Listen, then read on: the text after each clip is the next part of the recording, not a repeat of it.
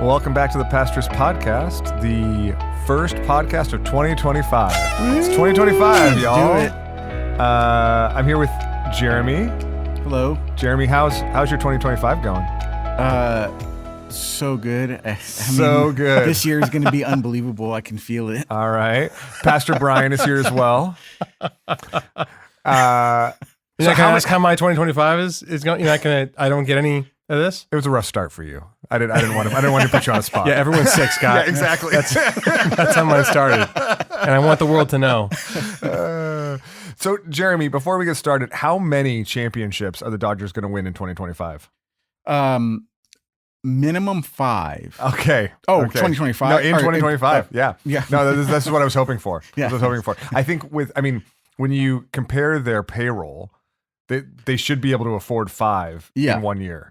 My math isn't great. That's good. We're here I to was told there would be no math. We're here to talk about teaching your children. Thankfully, not math. We're not equipped for that.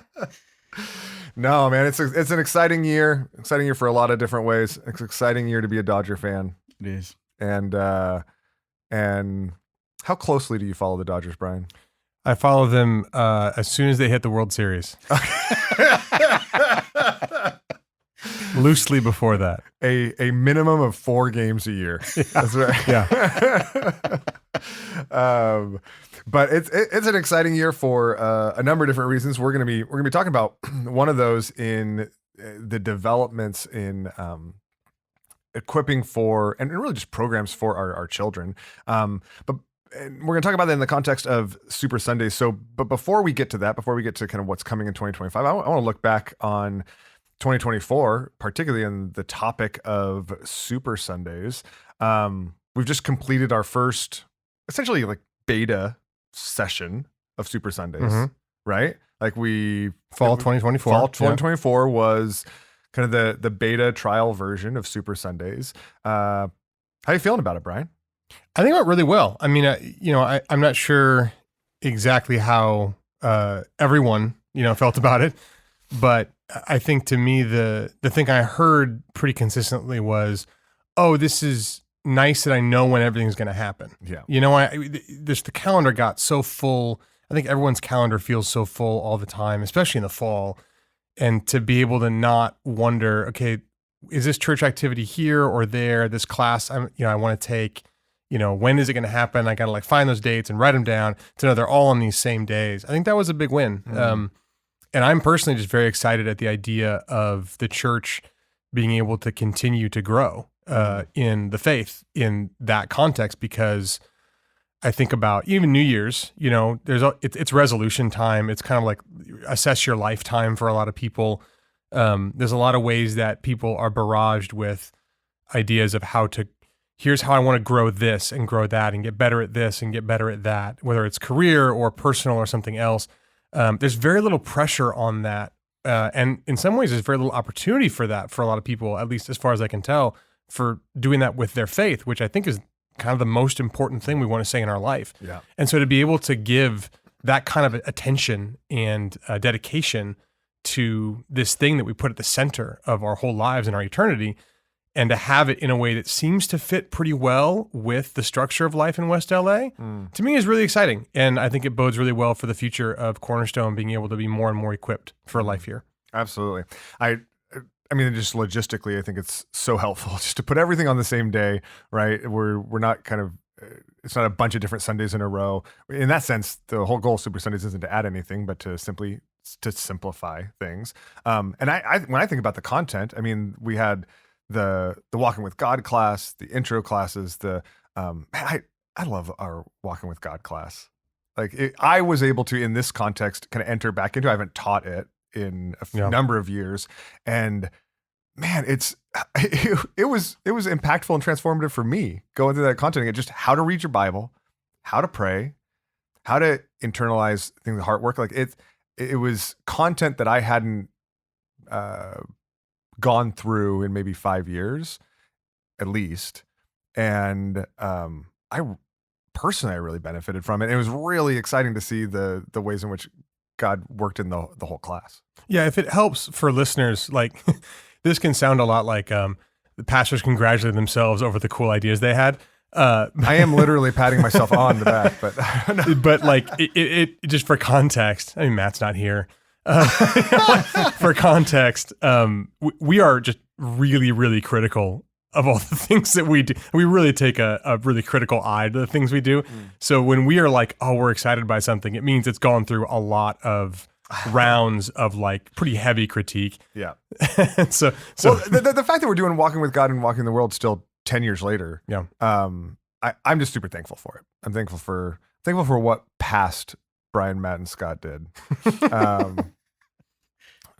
For the sake of this now, but the politics discussion was great. We did a cohort on vocation and work, which was really super encouraging, and a lot of stuff going on. So what's coming up this spring? So we're gonna be offering a number of different cohorts and courses this spring on Super Sundays for adults. What's coming up this spring? Yeah, so for adults, you'll have what we'll constantly have on Super Sundays, which are intro classes, and then also our foundation classes, which are Walking with God and Walking in the World. They take you through what we call the discipleship pathway.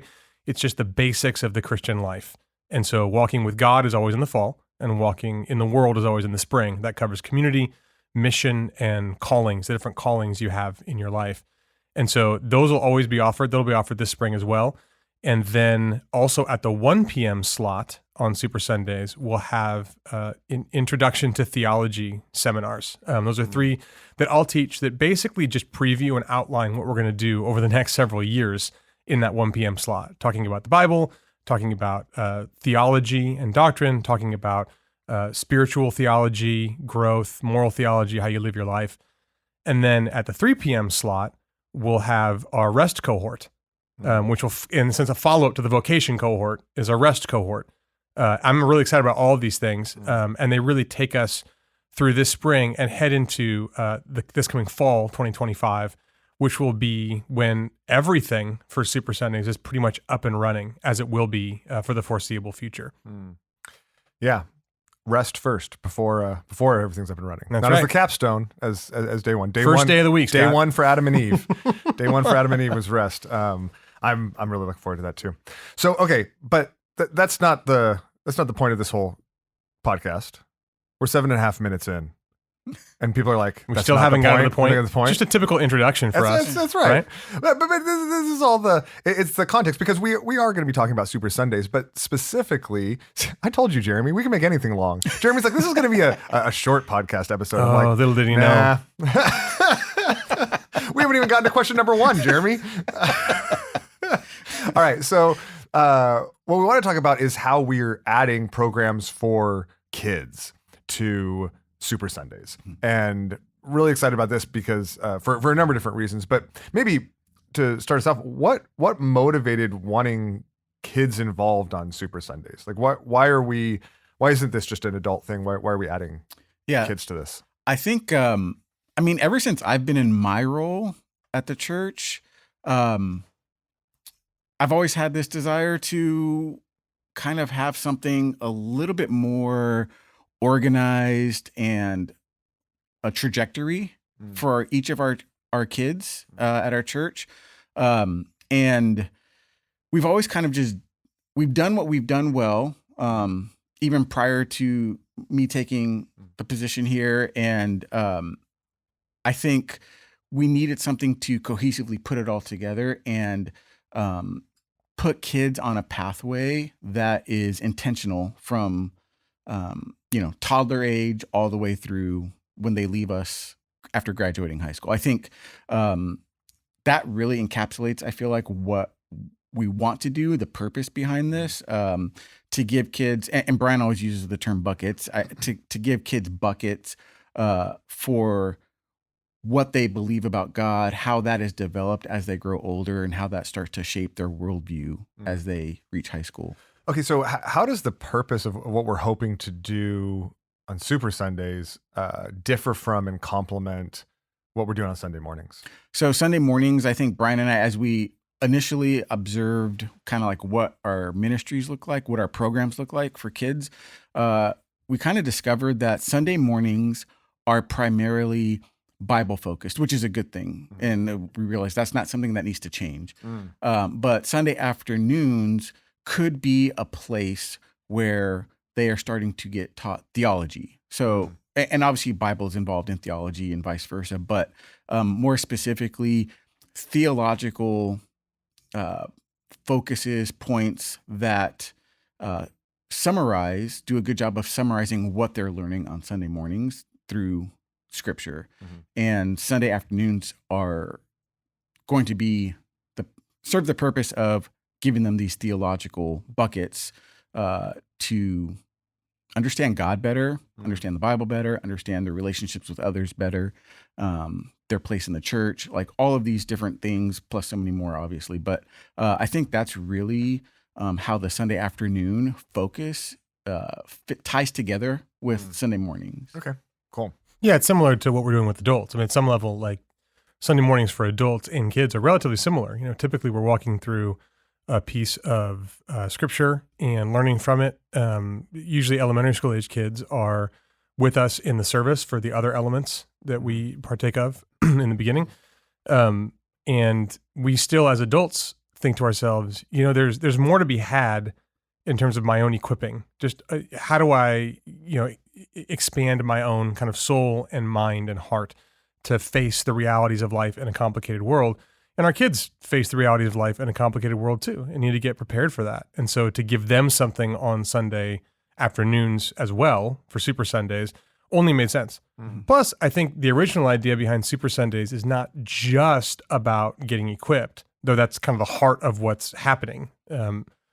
It's also about the whole family being able to be together for that equipping, you know, to make a day of it, you know, that everyone can participate, and that might even begin as things coalesce around those days. That might begin to create a rhythm in your own home life, where, you know, every Super Sunday cohort has resources that you're looking at before you get together for the discussion. The same will be true. We'll talk in a bit about the kids stuff. You know, the idea of making every Sunday, carving out a little bit of time for that and beginning to have life feel a little more like it has an intentional rhythm to it and not just a reactive rhythm to it. That's always been kind of a cool idea about what might happen for some people, and hopefully a lot of people, through Super Sundays. Their life begins to have an intentional rhythm to it that revolves around Sundays and then, you know, leads them into their week in terms of not just worship together, but learning together too. Yeah, I think one of the things about Super Sundays that I've noticed just being on campus is there's this sense of gospel life happening on campus where people are going to classes, they're being equipped, but there's also fellowship and community happening alongside discipleship. And I think bringing the family element into that on Sundays will help, hopefully, to launch that type of, like what Brian's talking about, that those rhythms outside of Super Sundays and become a daily, just building weekly and daily habits as a family. Awesome. Okay. So what is changing this spring? What's new?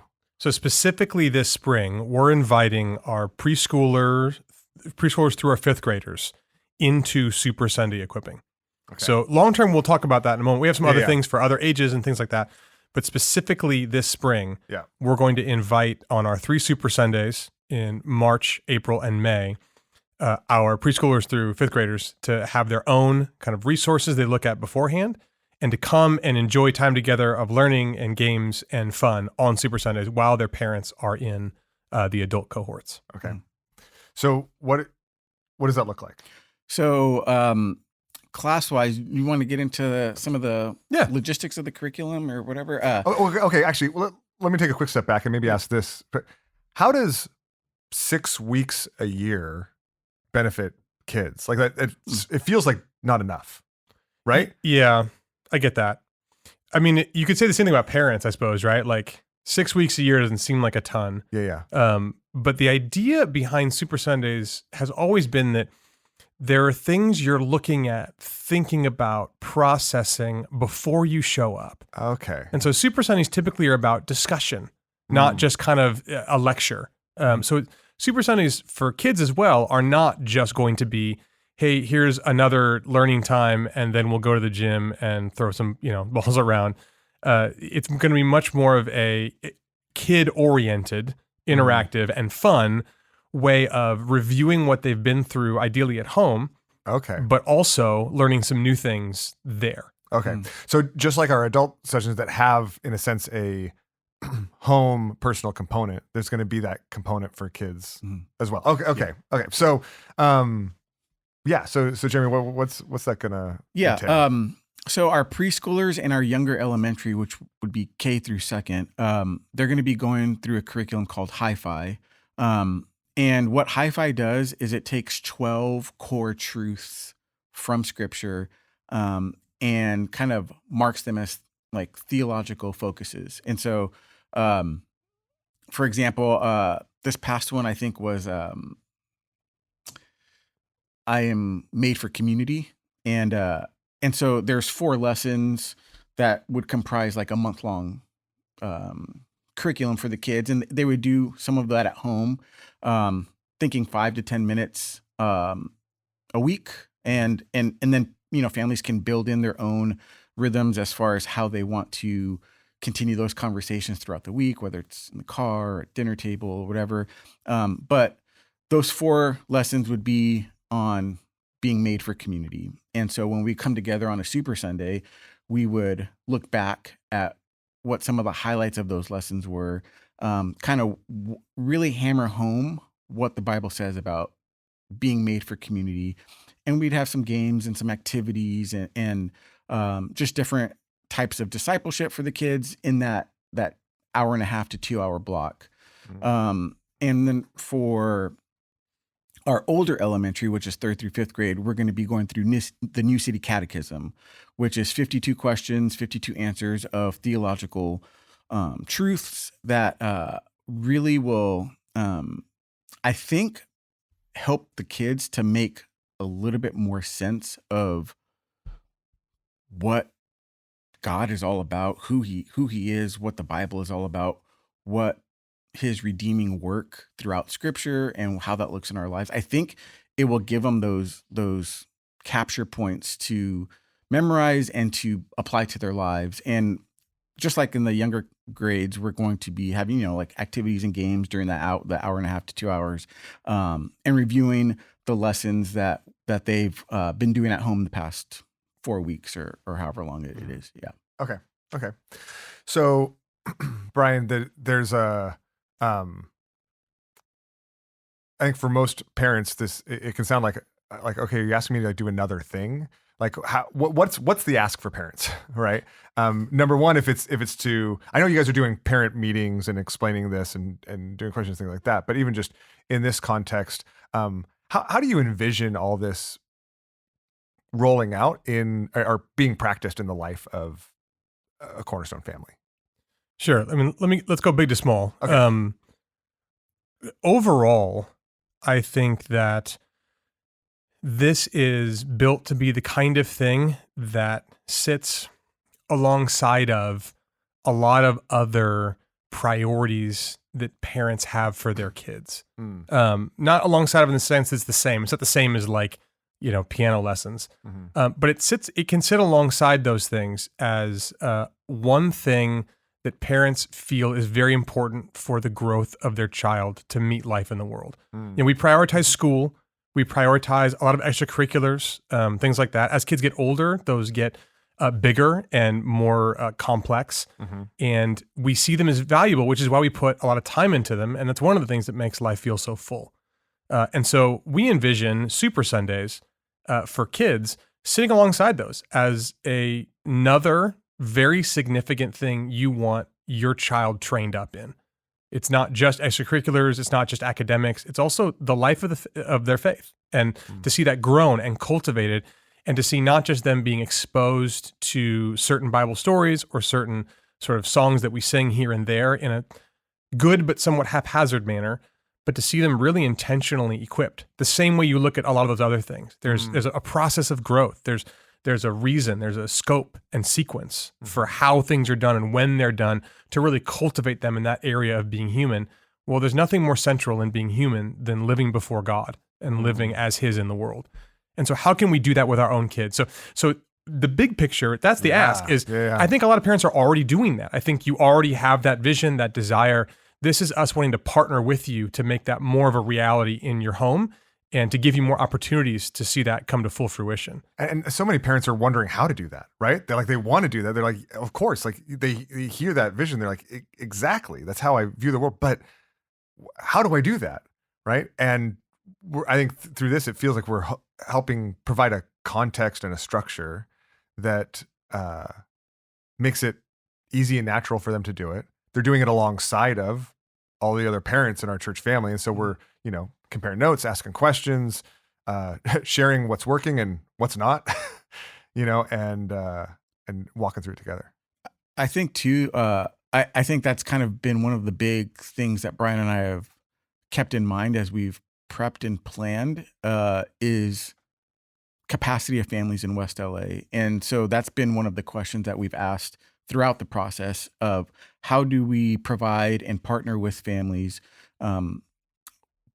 while also remembering that they're busy and they live in different places. And so we wanted to be able to provide something that was both rich and full, but also can be bite-sized in a way, on a weekly basis for the families. Okay. Yeah, it's a balance at some level. I think that unlike piano lessons, growing in the life of faith is not the kind of thing that you can sort of outsource, right? And so like with kids, at some level, you don't have to know how to play the piano to have your kids cultivated in that way. Yeah. But that's not what this is. Like this is the kind of thing that you want to be involved in. The Bible calls you to be involved in it. There's a deep way you want to be integrated, but simultaneously, we want to partner with you for that. And so this is going to be the kind of thing that it's a little bit different in that sense. It involves more from parents than sort of sending them off somewhere to learn something. Simultaneously, like Jeremy's right, we tested this on my family. So like, he's a pastor. I was like, come over to my house. Like you can see how intense, life with young kids and a lot of young kids and unique kids can be. And so I'm just really, I think, very aware of the heaviness of saying, oh, here's one more thing I have to do, like what that heaviness can feel like for a family, especially with young kids in it, like elementary school age kids. And so we really kept that in mind. And for that reason, we really tried to make it so that this is like 10 minutes, once a week. This is read a verse, maybe watch depending on what curriculum you're at and where it's at, read a verse, watch a video, maybe read a paragraph. And here's like a choice of several activities that you can pick one to do. It could be a word search, could be a maze, could be a coloring page, could be something more, intricate than that as the kids get older. But really it's meant to be a bite-sized chunk of time that you then can use to inculcate this in your kids' lives.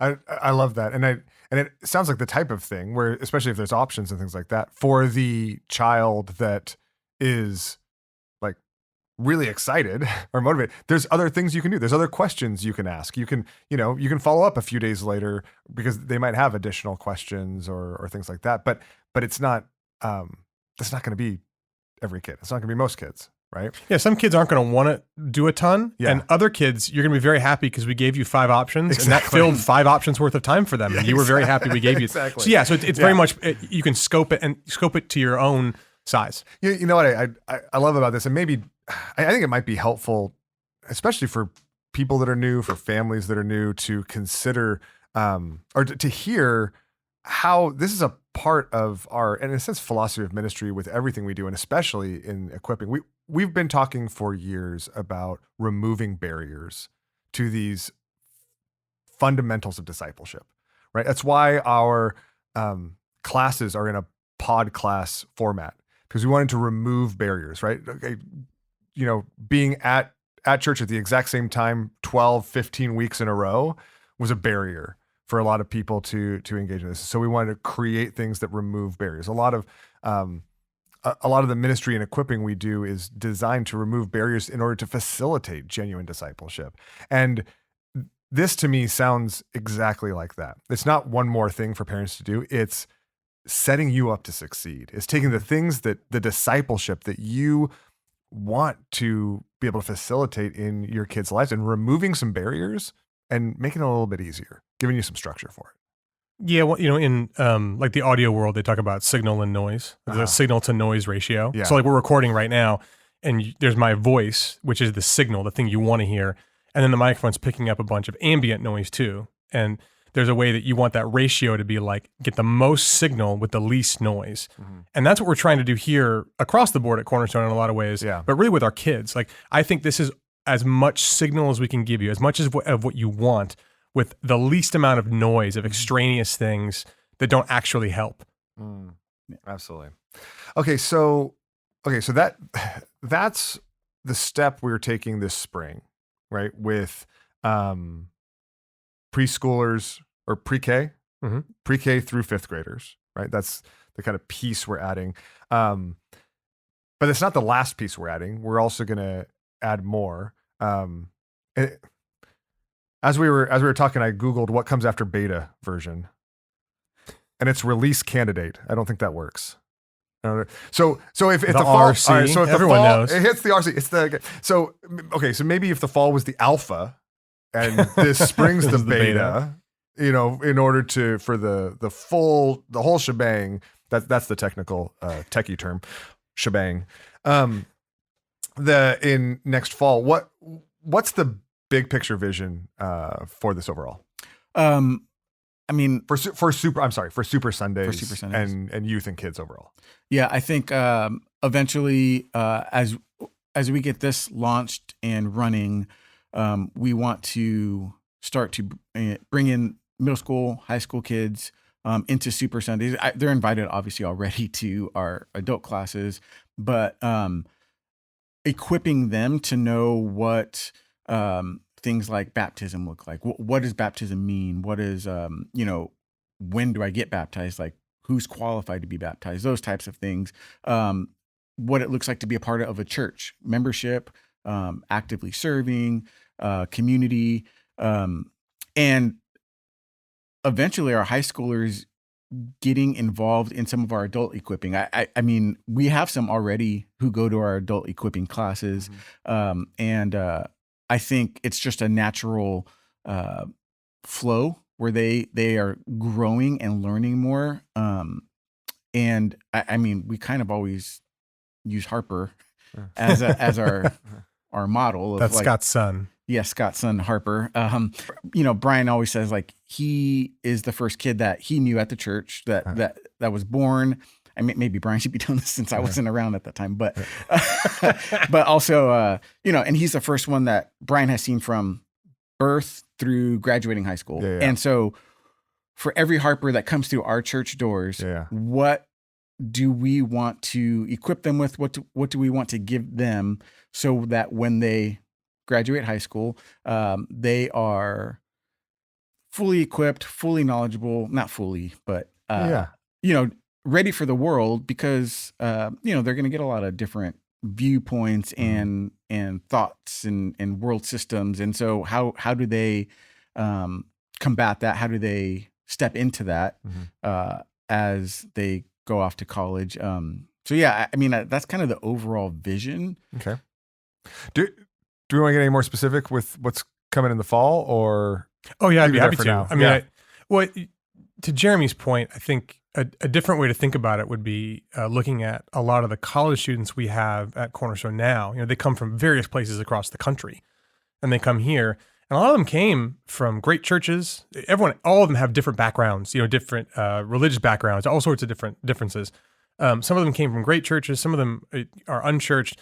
But most of the ones who came from churches, it's not uncommon, I should say, for me to hear them go, "Oh wow, like I kind of never got this growing up." And one way to to think about what we're doing is going, well, okay, so what if we gave it to them, like here? Like, what if we gave our kids that? What if when they left, they were able to say, not that they got everything perfectly, but what if we took a real swing at saying, yeah, like what could we give kids so that they don't just have some ideas about faith, and hopefully a faith they can call their own. That's a huge win. But what if we really aimed at giving them a way to know like the whole faith by heart, as they leave high school. Like, imagine the blessing those kids could be to their college campuses and to their future careers and potential families if they get married. And imagine the force those kids could be in the world if they were given that kind of cultivation. And so that's the motivation. That's the idea. And that obviously will touch all sorts of things, including the specifics. I mean, we'd like to give youth in middle school their own cohorts for Super Sundays. And that should roll out, the first one in the fall. Eventually we'll have one for 6th grade, 7th grade, and 8th grade as they work their way through. So coming out of this preschool through 5th grade curriculum we have, they'll move into something tailored for them in 6th, 7th, and 8th grade, such that by the time they hit high school, they'll actually be perfectly set up and ready to become members of Cornerstone Church. So that when they're in 9th grade, they'll take their foundation classes, their adult foundation classes, and then join us in our 3-year sequence of cohorts. So that by the time they're 18, they'll actually have gone through all of our adult equipping, and they'll be members of our local church. They'll know how to be a part of a local church. That's on top of some other things that we have going on. Life groups are probably the best thing we do for kids. They're going to remain that and a huge focus for us. None of this is going to distract from that, but hopefully it will make those even better. Yeah.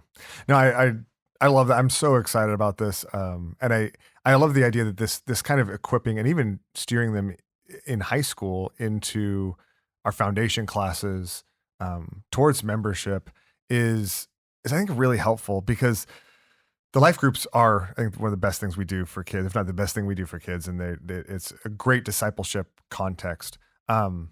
Like all youth programs, and even just for perspective for parents, like all youth programs, as you approach the end, like junior, senior in high school, oftentimes those things seem to fade.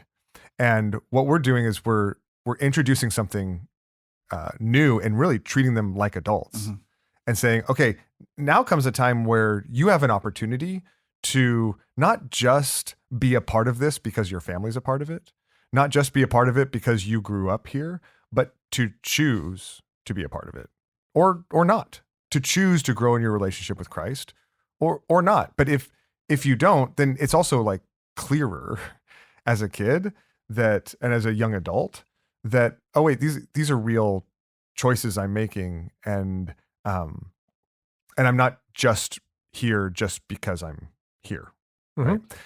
Just because I've always been here. And I think the opportunities both for growth and for them to step into that, I'm excited for how that the fruit and the clarity and the conversations that will engender in the years coming. Yeah, I think both what Brian said about what can we do as a church to provide this type of equipping for our kids, alongside what we were talking about earlier, and we both provide and then we partner. We're partnering with the families, and so we're providing this curriculum, this ministry for kids, but primarily we're partnering with the families. And I think about like playing baseball as a kid. Like you sign your kid up to play baseball, and they're going to go to practice once or twice a week. They're going to have a game once a week. That's great. The kid's going to get better if you go outside and play catch with them a few times a week. Yeah. If you take them to the batting cages, they're probably going to stay a little stagnant if they're just going to their practices once a week and their game, or same thing for piano. Like if you have your kid practice their piano on days when they don't have piano lessons, they're going to get better. And I think I kind of view this the same way. We're providing the piano lesson or the baseball practice, but your kid's really going to grow, and obviously with the Holy Spirit's help and leading, but and get the most out of this if we as families are spending that time with our kids and having those conversations. Absolutely. And that's where the good stuff happens. I mean, you think about the memories of playing catch are much more present with kids than the memories of practice. And in the same way, the idea, I think we would love to provide a way for that to happen for parents that isn't always present. It doesn't always feel like it's available for you. And that's where I think getting back to the specific like preschool through elementary school content we've got coming up for the spring, on the one hand, I think you're going to want to do it because you're going to learn some things too. I mean, I didn't have anything like this growing up. And I went to, seminary and got some of it. But even I found myself like learning things, having things brought home to me in different ways as I went through this with my own kids. Like you get to have some of that benefit as well.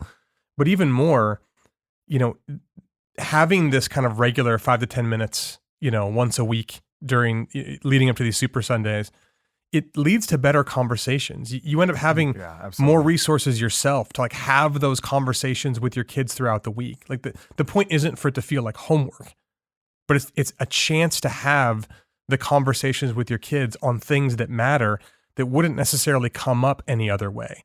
And all without having to take like several hours or create this extra context to do it. You just have this rhythm now where these things that you've always wanted to talk to your kids about, but haven't really been able to like systematize, synthesize, or whatever, it's handed to you in this partnership in a way that you might find yourself, doing 5 to 10 minutes of a video on, I am made for community on a Sunday. And then that Thursday, the kids come home from school and something happened or whatever. And all of a sudden you're having a conversation with that same content. Yeah.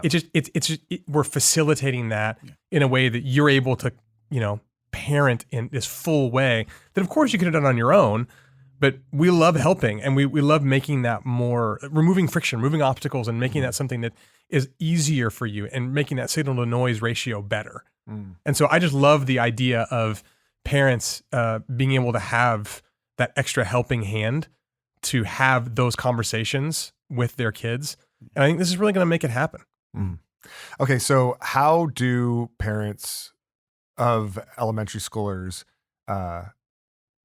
engage with this, get involved with this, other than just showing up to the first Super Sunday, right? There's stuff for them ahead of time leading up to that Sunday, right? Yes. So on January 26th, which is in a few weeks, it's our family meeting from 3 to 5.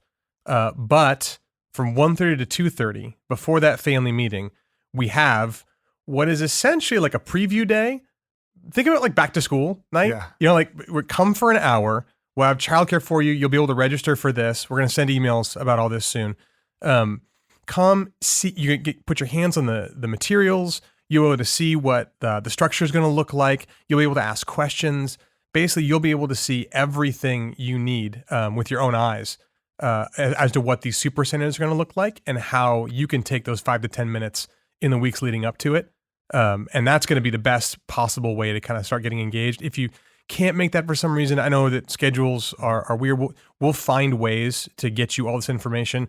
After this podcast, this is going to get attached to an email. Well, a link to this when it gets published will get attached to an email we're going to send with a video and more information and curriculum. We're basically trying to over communicate as best as we can to all of you parents out there.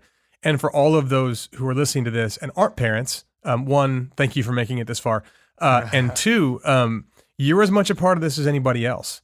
At some level, it's parents of elementary school age kids that are the focal point of this, but we're one large church family made up of different kinds and life stages and all sorts of backgrounds.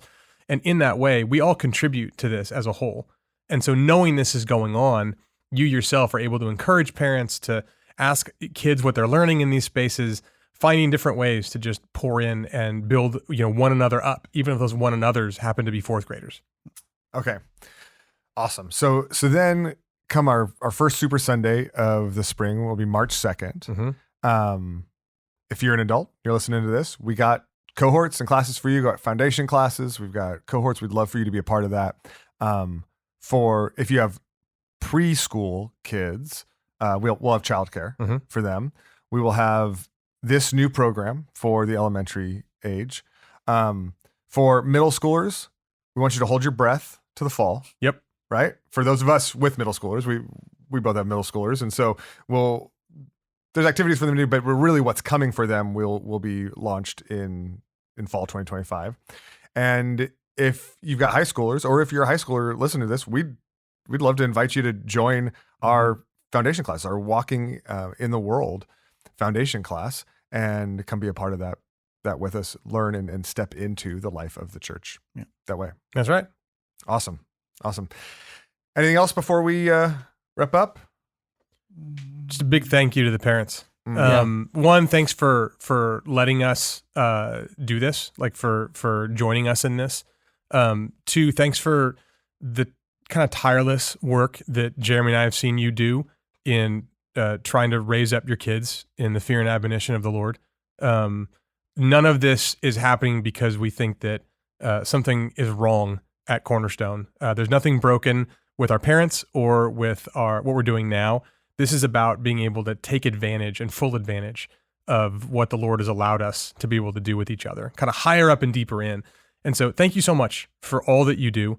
And thank you for trusting us and being willing to partner with us in something as important as the life of faith that your kids are being raised in. It's a privilege for us to do, and we don't take it lightly. So we're just extremely excited to see what the Lord will do with this, and to be able to enjoy it ourselves as a larger church family. I can't imagine after a decade of this kind of equipping for kids, on top of prayer for them and life with them and growth in their parents, just the kind of force they could be in a world that can be so confused and be so full of loneliness and brokenness. Kids who know their faith by heart and who know how to wisely live in a complicated world, they're going to be a balm and peacemakers, and they're going to have a spine. And there's so many amazing things that God can do through something like this. And so just the vision of it gets me really excited. I hope it gets you excited too. And I can't wait to start it. Awesome. Well, thanks again. Thanks for everything you're doing, and thanks for listening. We love you, and we'll see you on Sunday.